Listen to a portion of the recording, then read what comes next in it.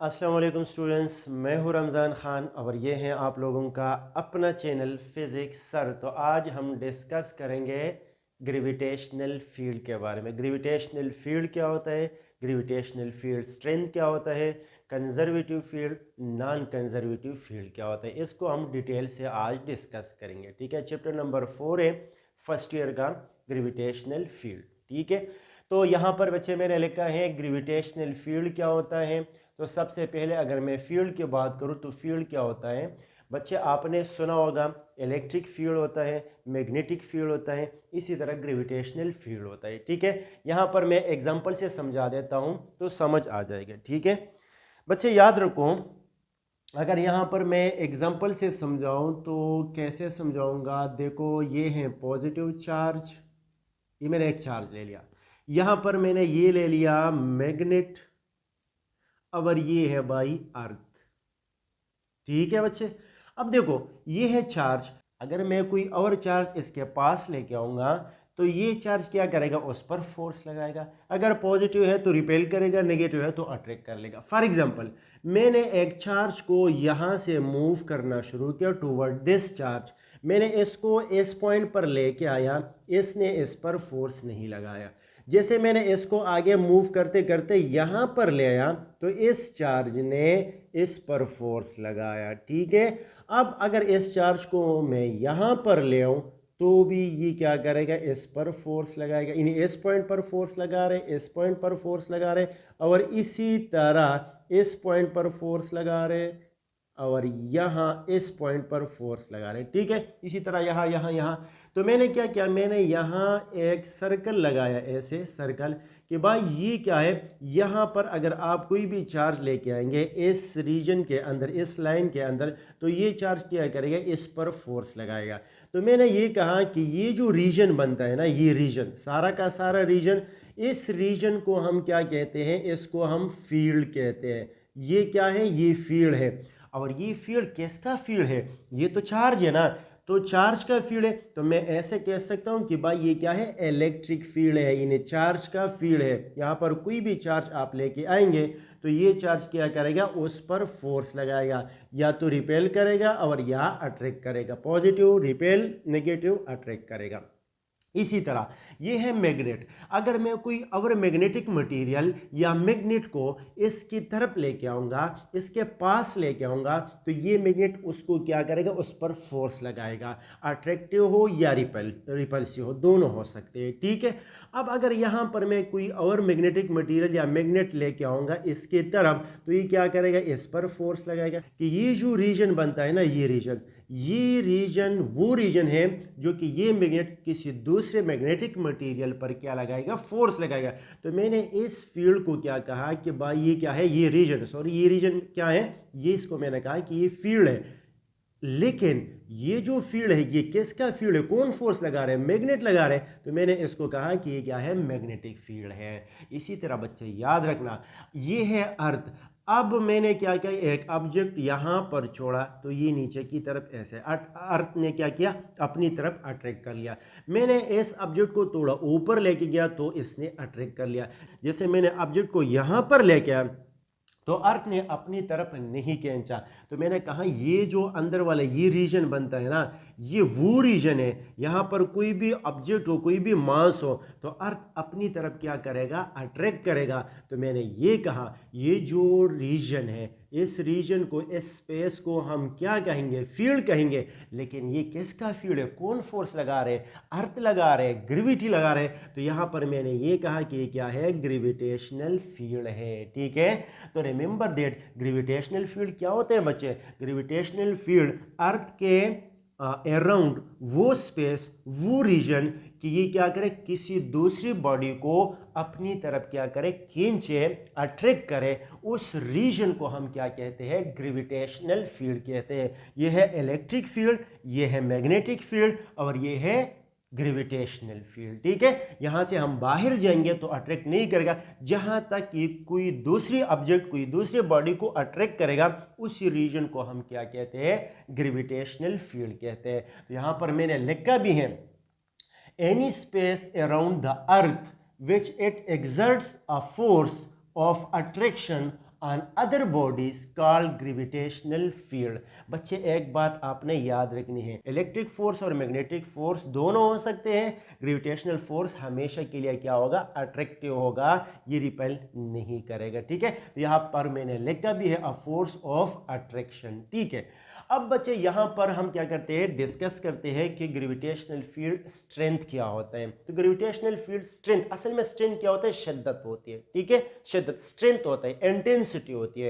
यानी मतलब ये है कि ये जो मास m है, ये अर्थ कितनी शिद्दत से, कितनी स्ट्रेंथ से अपनी तरफ खींचता है। ठीक है, तो इसको क्या कहते हैं, ग्रेविटेशनल फील्ड स्ट्रेंथ कहता है। तो मैं इसको यहाँ पर ऐसे डिफाइन कर सकता हूँ, ग्रेविटेशनल फील्ड स्ट्रेंथ। तो मैं ऐसे लिख सकता हूँ, the gravitational force per unit mass is called gravitational field strength. Gravitational field strength क्या होता है, जिस पॉइंट पर भी ए मास है ना, इस मास पर, इस पॉइंट पर जितना फोर्स लगेगा, इसको हम क्या कहते हैं, इसको ग्रेविटेशनल फील्ड स्ट्रेंथ कहते हैं। बच्चे याद रखना, ग्रेविटेशनल फील्ड स्ट्रेंथ बराबर होता है फोर्स पर यूनिट मास के। तो याद रखना, ग्रेविटेशनल फील्ड स्ट्रेंथ का है या ग्रेविटेशनल फील्ड इंटेंसिटी का है। ठीक है, तो मैं ग्रेविटेशनल फील्ड इंटेंसिटी भी कह सकता हूँ, मैं ई से डिनोट कर लूँगा, और ये ग्रेविटेशनल फील्ड इंटेंसिटी बराबर है फोर्स पर यूनिट मास। इन ये मास है, इस मास पर जितना फोर्स लगेगा इस पॉइंट पर, तो हम ये कैलकुलेट करेंगे, ये बराबर होगा किस चीज़ का, इंटेंसिटी का। यानी यहाँ पर शिद्दत कितना है, कितनी शिद्दत से ये क्या करेगा, खींचेगा, अट्रैक्ट कर लेगा। तो मैंने यहाँ पर एक एग्जांपल दी हुई है, ये है अर्थ।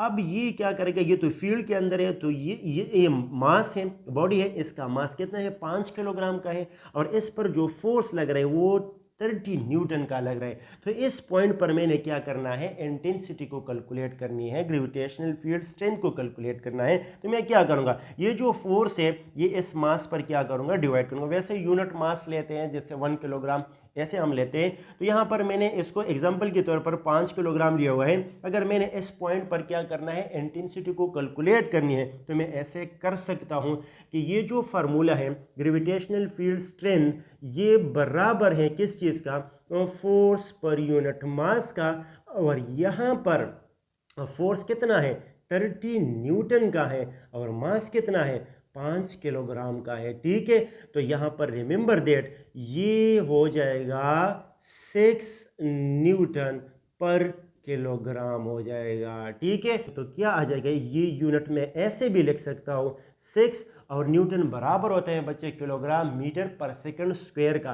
तो ये आ जाएगा किलोग्राम मीटर पर सेकंड स्क्वायर, अगर ये वाला किलोग्राम अपनी जगह पर आ जाएगा तो किलोग्राम किलोग्राम के साथ कैंसिल, तो यहाँ पर आ जाएगा 6 मीटर पर सेकंड का स्क्वायर।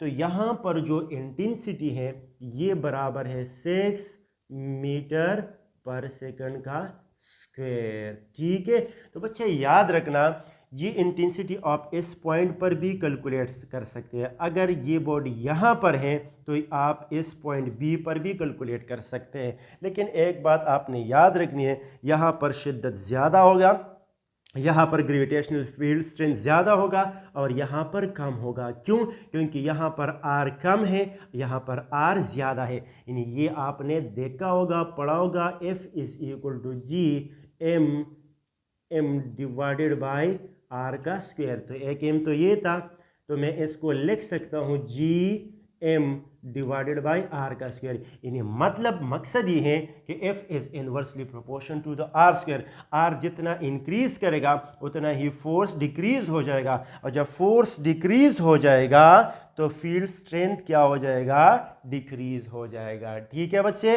तो ये है ग्रेविटेशनल फील्ड स्ट्रेंथ। ठीक है, अब याद रखना, ये जो फील्ड है ना, फील्ड, तो ये फील्ड हम दो तरह के लेते हैं। एक होता है कंजर्वेटिव फील्ड और एक होता है नॉन कंजर्वेटिव फील्ड। तो यहाँ पर डिस्कस करते हैं कंजर्वेटिव फील्ड कौन सा फील्ड होता है और नॉन कंजर्वेटिव फील्ड क्या होता है। ठीक है बच्चे, अच्छा जी, तो यहाँ पर अगर हम फील्ड को देखेंगे तो फील्ड कंजर्वेटिव फील्ड भी होता है और नॉन कंजर्वेटिव फील्ड भी होता है। रिमेंबर दैट बच्चे, कंजर्वेटिव फील्ड कौन सा फील्ड होता है और नॉन कंजर्वेटिव फील्ड कौन सा फील्ड होता है। ठीक है, बाद में इस पे एग्जांपल करते हैं, समझ आ जाएगा। लेकिन यहाँ पे देखना है कि कंजर्वेटिव फील्ड क्या होते हैं और नॉन कंजर्वेटिव फील्ड क्या होते हैं, पहले समझते हैं, ठीक है।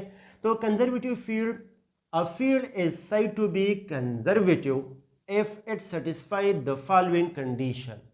फील्ड कंजर्वेटिव होगा, कौन सा फील्ड, अगर ये कंडीशन सेटिस्फाई कर रहा है। अगर ये कंडीशन सेटिस्फाई नहीं कर रहा तो उस फील्ड को हम कंजर्वेटिव फील्ड नहीं कहेंगे। बच्चे ये आपने याद रखना। तो कंडीशन कौन सी कंडीशन है, remember that work done do not depend upon the path followed. ये जो जिस पाथ पर वर्क डन होगा उस पाथ पर डिपेंड नहीं करेगा, चाहे पाथ शॉर्ट हो या पाथ क्या हो, लॉन्ग हो, ठीक है, पाथ पर डिपेंड नहीं करेगा। जब एग्जांपल करेंगे समझ आ जाएगा। एक और बात, work done in a close path always equal to zero. इन्हें जो क्लोज पाथ होगा उसमें वर्क डन किसके बराबर होगा, जीरो के बराबर होगा, ये आपने याद रखना है, ठीक है।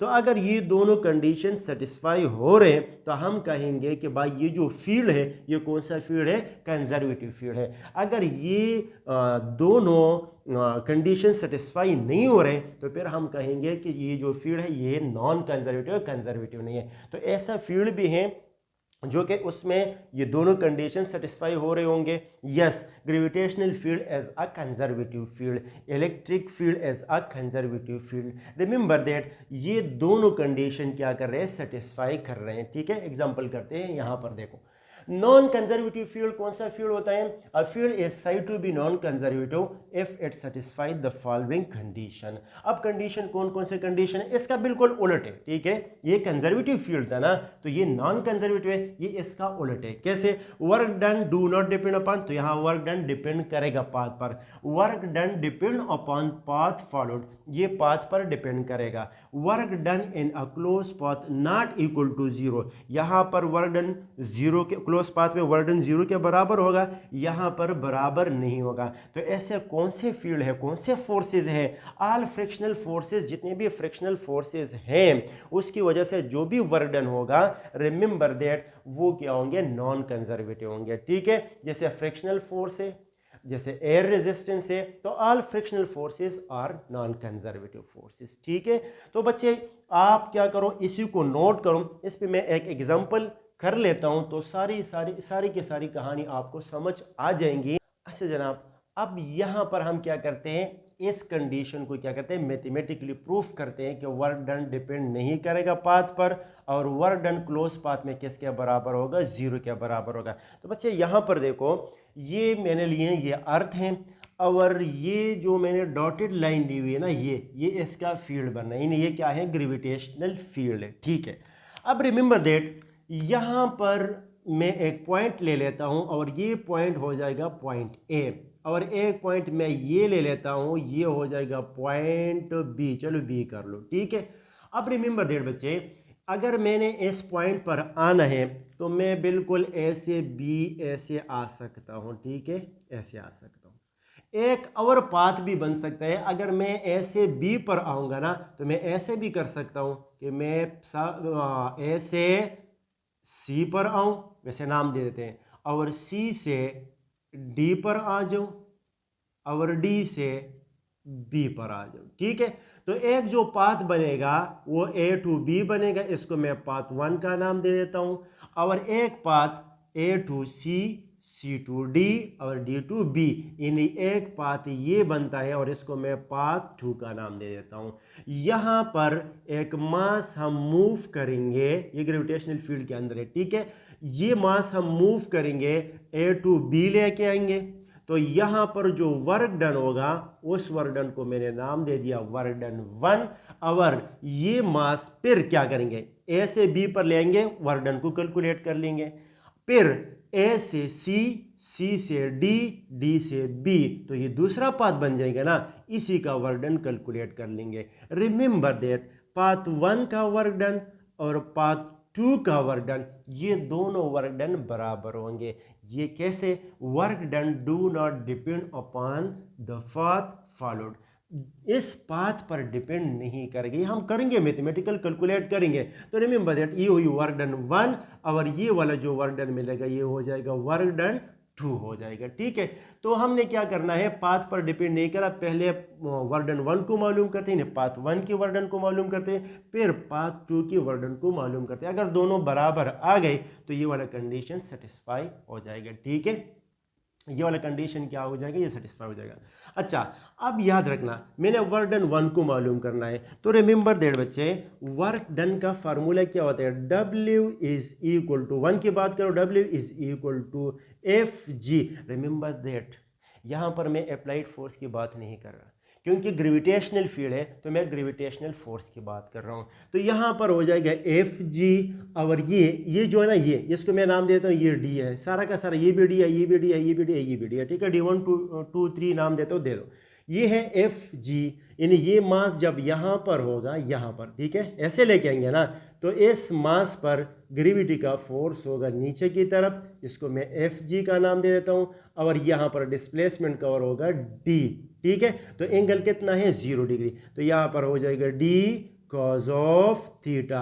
तो बच्चे यहाँ पर एंगल कितना है, D और F के दरमियान एंगल कितना है, 0 डिग्री। इन्हें मास ग्रेविटी का फोर्स भी नीचे की तरफ लग रहा है और मास भी ऐसे मूव हो रहे हैं ना, तो दोनों के दरमियान पैरेलल एंगल क्या है, 0 डिग्री। तो यहाँ पर मैं लिख लूँगा theta is equal to 0 degree, यहाँ पर पुट कर लूँगा, तो ये हो जाएगा FG D cos of 0 degree. और कॉस 0 किसके बराबर होते हैं, 1 के, तो 1 इसके साथ आप मल्टीप्लाई करेंगे तो हो जाएगा FG, और ये हो जाएगा D। यानी ये कौन सा वर्डन है, ये पाथ 1 का वर्डन है। पाथ 1 का वर्डन किसके बराबर है, FG D के बराबर है। ठीक है बच्चे, अब हमने क्या करना है, पाथ 2 का वर्डन मालूम करना है। अगर वो भी FG D आ जाएगा तो फिर बात ये हुई, प्रूफ हो गया कि ये पाथ पर डिपेंड नहीं करेगा। यानी ऐसे लगता है अगर यहाँ पर हम वर्क डन करेंगे तो ये कम होगा, यहाँ पर वर्क डन करेंगे ये ज़्यादा होगा, क्योंकि यहाँ पर पाथ क्या है, ज़्यादा है, लेकिन ऐसा नहीं है। ये तो हमने मालूम कर लिया, FG D के बराबर आ गया। अब हम इसी को कैलकुलेट कर लेते हैं। ठीक है, तो वर्क डन पाथ 2 का जो होगा, वर्क डन पाथ 2 ये बराबर है बच्चे किस चीज़ के, work done A to C, work done A to C plus work done C to D, work done C to D plus work done D to B, work done D to B के बराबर है। ठीक है, अब एक एक वर्डन को मालूम कर लेते हैं। ठीक है, अब बच्चे याद रखो, अगर ये मास में A से C को मूव करूंगा तो वर्क डन ये हो जाएगा, तो A से C को मूव करूंगा तो ये मास यहाँ पर आ जाएगा।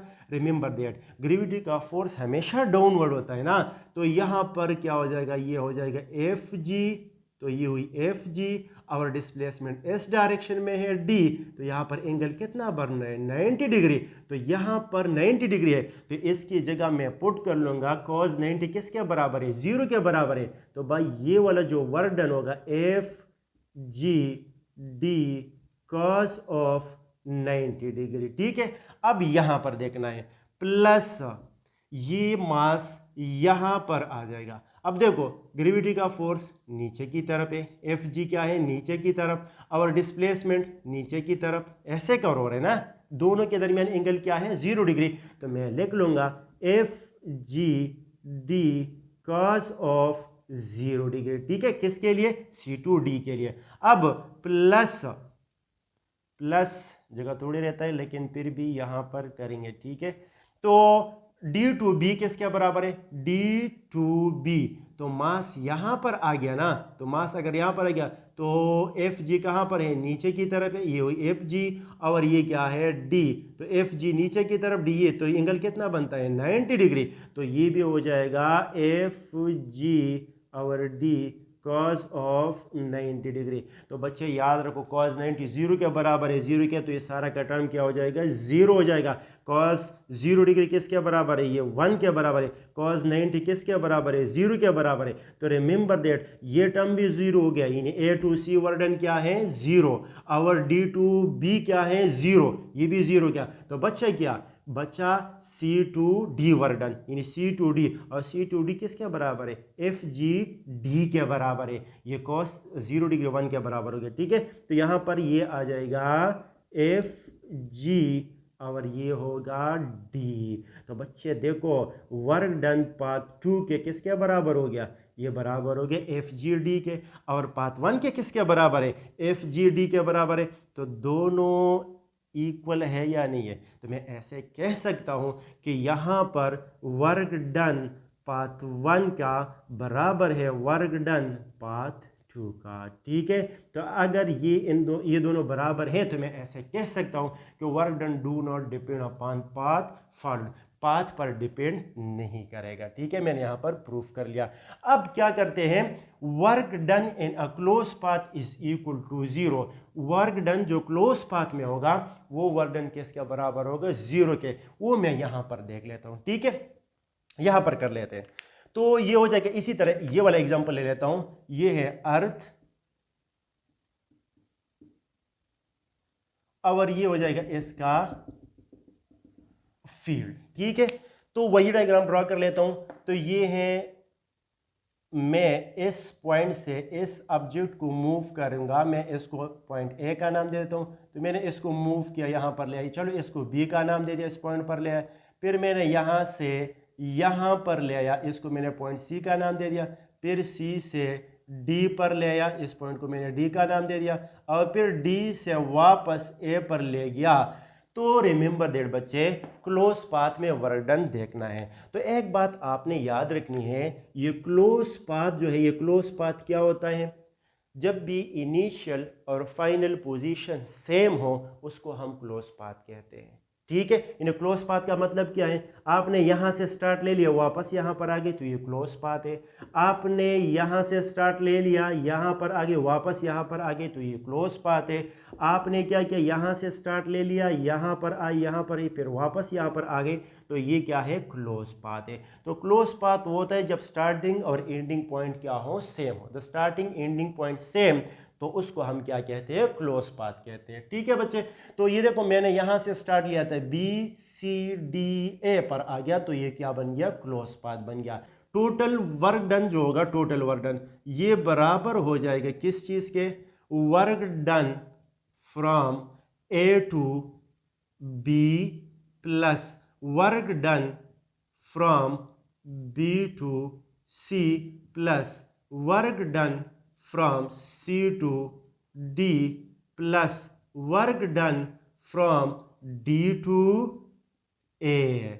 ठीक है, अब यहां पर हमने क्या करना है, वैल्यूज को पुट करनी है। ठीक है, अब आपको तो समझ आ गया, आसान हो गया बच्चे। अगर ए टू बी को वर्क डन मालूम करना है तो किसके बराबर होगा, बताइए, 0 के। क्योंकि अगर आप इस ऑब्जेक्ट को यहां पर ऐसे मूव करेंगे तो फोर्स नीचे की तरफ, डिस्प्लेसमेंट इस तरफ 90 डिग्री, तो ये ए टू बी वर्क डन क्या हो जाएगा, 0। अब यहां पर जो वर्क डन होगा वो किसके बराबर होगा बच्चे, क्योंकि आपने ऑब्जेक्ट को ऐसे मूव करना है तो फोर्स भी नीचे की तरफ, डिस्प्लेसमेंट भी नीचे की तरफ, तो मैं ऐसे कह सकता हूं कि ये जो होगा ना, ये वाला, ये बराबर होगा एफ डी के बराबर होगा, यानी एफ जी डी के बराबर होगा। अच्छा, सी टू डी किसके बराबर है, ये भी आपको पता है, फोर्स नीचे की तरफ, डिस्प्लेसमेंट इस तरफ 90 डिग्री बन रहा है, तो ये भी क्या हो जाएगा, 0। अब डी टू ए ये किसके बराबर है, इन्हें अगर आपने इस मास को क्या करना है, डी से ए पर लेके जाना है,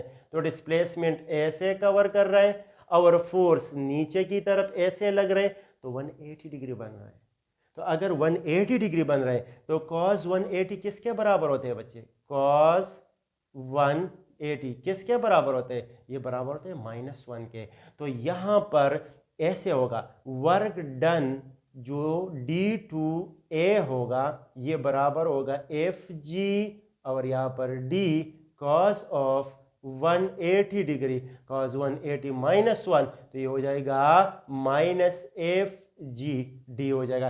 तो यहाँ पर इसकी जगह मैं पुट करूँगा -FG और D के बराबर। तो ये देखो, ये 0, ये FGD, ये 0, ये -FGD बराबर है, तो ये दोनों एक दूसरे के साथ कैंसिल हो जाएंगे, तो सारा का सारा क्या हो जाएगा, 0। ये +1 है, ये -1 है, तो ये भी 0 हो जाएगा। तो यहाँ पर जो टोटल वर्क डन होगा क्लोज पाथ का, वो किसके बराबर हो जाएगा, 0 के बराबर हो जाएगा। तो hence proof first condition, second condition, hence gravitational field is a conservative field. ठीक है, तो ग्रेविटेशनल फील्ड क्या है, ये कंजर्वेटिव फील्ड है।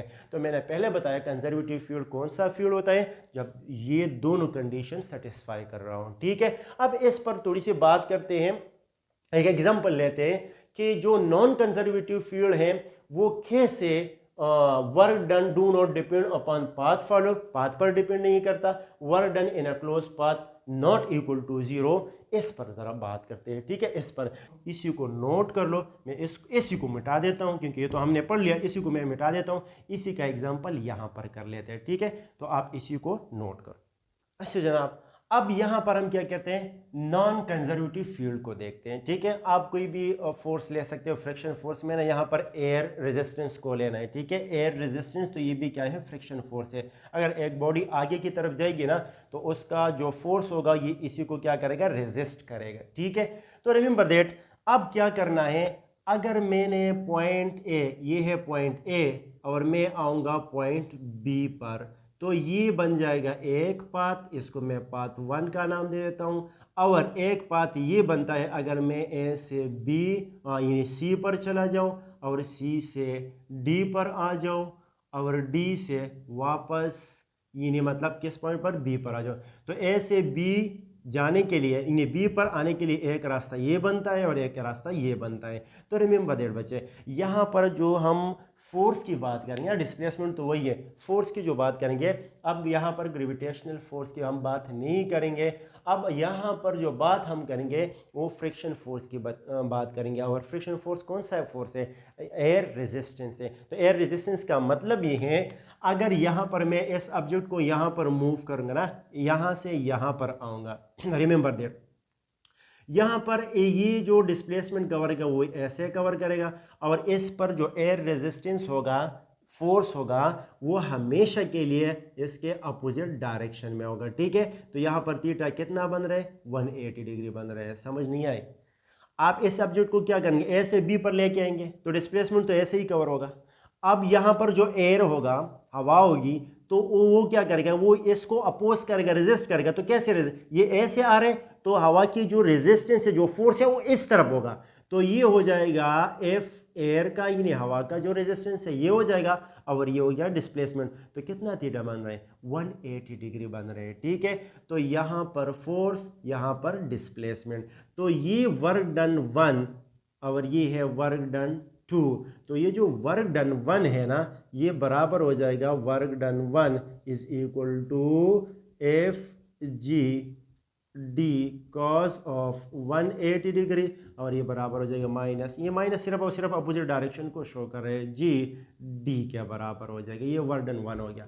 अब वर्क डन 2 को देखो, तो यहाँ पर क्या हो जाएगा, अगर मैं इस मास को यहाँ पर मूव करूँगा, तो रिमेंबर दैट डिस्प्लेसमेंट ऐसे कवर हो रहे और फ्रिक्शन फोर्स इसकी इसी डायरेक्शन में, तो 180 है। तो वर्क डन पाथ 2 का बराबर हो जाएगा work done A to C plus work done C to D plus work done D to B क्या बराबर हो जाएगा। अब यहाँ पर जो वर्क डन होगा, ये वाला वर्क डन, ये दोनों अपोजिट इन डायरेक्शन है, तो मैं ऐसे लिख सकता हूँ माइनस एफ जी डी के बराबर होगा। अब अगर मास यहाँ पर है तो रिमेंबर दैट ये डिस्प्लेसमेंट इस डायरेक्शन में कवर करेगा, और ये जो रेजिस्टेंस फोर्स है ना, एयर रेजिस्टेंस फोर्स है, ये हमेशा अपोजिट इन डायरेक्शन होगा। तो यहाँ पर ये अपोजिट इन डायरेक्शन है, तो ये हो जाएगा माइनस एफ जी डी के बराबर हो जाएगा। अब यहाँ पर देखो, अगर मास यहाँ पर ऐसे मूव कर रहे हैं तो यहाँ पर फोर्स किस डायरेक्शन में होगा, इसमें, तो यहाँ पर भी 180 डिग्री आएगा, तो माइनस एफ जी डी के, तो यहाँ पर मैं ऐसे लिख सकता हूँ माइनस 3 एफ जी डी के बराबर होगा। तो बच्चे रिमेंबर दैट यहाँ पर जो वर्क डन है वो 3 एफ जी डी के बराबर है, और यहाँ पर एफ जी डी के बराबर है। यानी यहाँ पर इस पाथ का वर्क डन और इस पाथ का वर्क डन, पाथ 1 पार्ट 2 का वर्क डन आपस में बराबर नहीं है। तो मैं यहाँ पर लिख सकता हूँ, in this case work done path 1 not equal to work done path 2, ये इसके बराबर नहीं है, हमने प्रूफ कर लिया। ठीक है बच्चे, अब अगर मैं इस कंडीशन को देखूंगा, work done in a close path not equal to 0, तो चलो इसी को लेते हैं, यहां से समझ लेते हैं। वर्क डन, जो टोटल वर्क डन होगा वो किसके बराबर होगा, वर्क डन पाथ यहां से ऐसे आने, ठीक है, ए टू सी और plus work done C to D plus work done D to B और plus work done B to A.